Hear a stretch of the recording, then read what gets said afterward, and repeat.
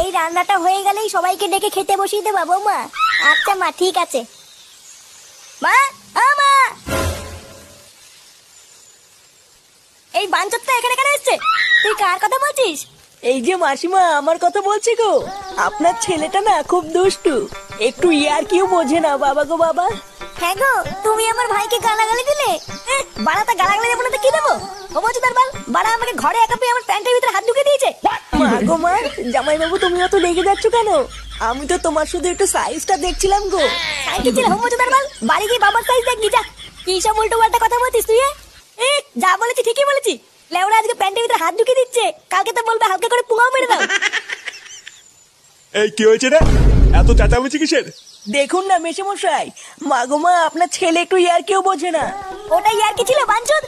দেখেছেন তো কিভাবে বলছে। দেখো মা, আমি কিন্তু বলে দিচ্ছি, এই চুদির ভাই যদি বাড়িতে থাকে আমি কিন্তু বাড়ি থাকবো না, বলে দিলাম। চোরে বাচ্চা, তুই ঘর থেকে বেরিয়ে যা। আমরা কোনো কাজকর্মের বেলায় নেই, কোনো রোজগার পাতি নেই, আবার বড় বড় কথা। ও বাড়া, মায়ের থেকে মাসির দরদ বেশি, তাই তো?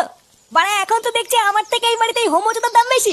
লেওনা যেদিন এই হোমোচোদারা তোমার ধুতির ভিতরে হাত ঢুকিয়ে নেয়ানারি করবে সেদিন বুঝবা বালের এই বাড়িতে আমার কোনো দামই নেই।